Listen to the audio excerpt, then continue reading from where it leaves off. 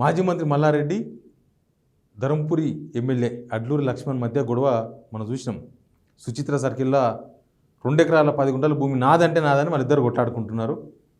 ఈ అడ్లూరి లక్ష్మణ్ కొంతమంది దానిలో భూములు కొన్నామని చెప్తున్న వాళ్ళు 100 మందిని తీసుకొని వచ్చి అక్కడ బ్లూ షీట్స్ మొత్తం అడ్డం పెడితే మాజీ మంత్రి మల్లారెడ్డి కూడా 100 మందిని తీసుకొని పోయి అవన్నీ కూలగొట్టేసింది. అయితే ఇప్పుడు ఆ పంచాయతీ సీఎం దగ్గర పోతుంది. సీఎం వద్దకు మల్లారెడ్డి భూ పంచాయతీ సుచిత్ర భూ వివాదంలో మల్లారెడ్డి వర్సెస్ అడ్లూరి ఇది సీఎం దగ్గర పోతుందని అన్ని పేపర్లు రాసినాయి.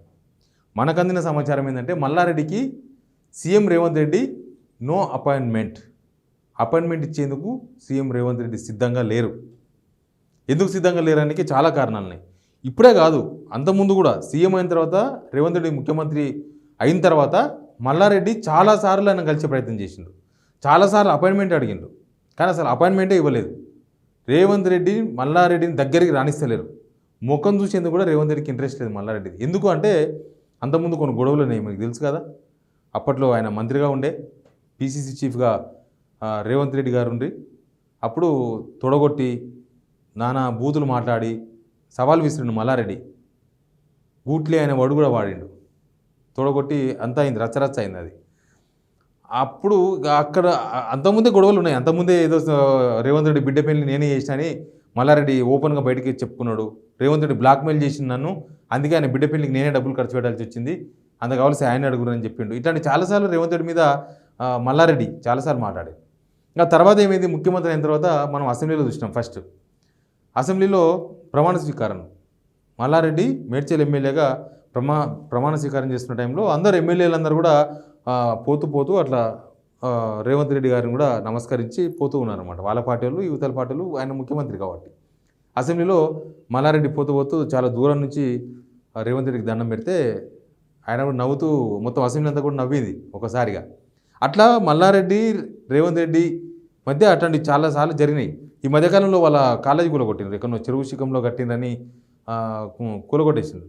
ఆ రోజు కూడా మల్లారెడ్డి వాళ్ళ అల్లుడు మల్కాజ్గిరి ఎమ్మెల్యే రాజశేఖర రెడ్డి వీళ్ళిద్దరూ రేవంత్ రెడ్డిని గెలిచేందుకు విశ్వ ప్రయత్నం చేసిండ్రు. కానీ అక్కడి నుంచి నో అపాయింట్మెంట్, అసలు కలవనికి అవకాశం ఇవ్వలేదు.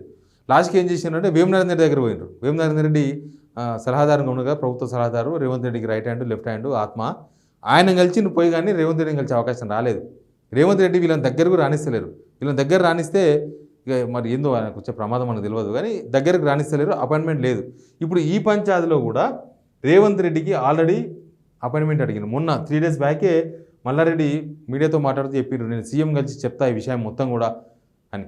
యాక్చువల్గా సీఎం చెప్తాడేమో కానీ సీఎం కలిసే అవకాశం రాలేదు. సీఎం ఆల్రెడీ అపాయింట్మెంట్ అడిగినరు, సీఎం దగ్గర నుంచి నో రెస్పాన్స్. మల్లారెడ్డికి కలిసేందుకు రేవంత్ రెడ్డికి ఇష్టం లేదన్న చర్చ ఆల్రెడీ కాంగ్రెస్ పార్టీలో ప్రభుత్వ వర్గాల్లో ఒకటి జరుగుతూ ఉంది.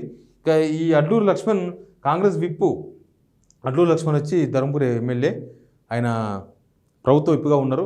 బహుశా ఆయన పోయి ఇప్పటికే కలిసి కూడా సమాచారం ఇచ్చి ఉండొచ్చు ఇక్కడ ఏం జరిగింది ఏం కథ అని. ఆ భూమి విషయంలో 2 ఎకరాల 10 గుంటల భూమి విషయంలో నాది అని మల్లారెడ్డి, మాది అని అక్కడ ఒక టీం కొంతమంది, ఆయన ఒకటే కాదు, ధర్మపురి ఎమ్మెల్యే ఒకటే కాకుండా ఇంకా కొంతమంది ఉన్నారు, బషీర్ అని ఇంకా కొంతమంది చాలామంది ఉన్నారు. దానిలో వాళ్ళందరూ కలిసి కొన్నామనేది వాళ్ళ లెక్క. ఆ లెక్క ఎక్కడ తెలుతుందో కానీ మల్లారెడ్డికి రేవంత్ రెడ్డి అపాయింట్మెంట్ ఇవ్వలేదు, ఇస్తలేరు అనేది ప్రస్తుతం హాట్ టాపిక్ అంది రాజకీయ వర్గాల్లో. Please subscribe signal TV.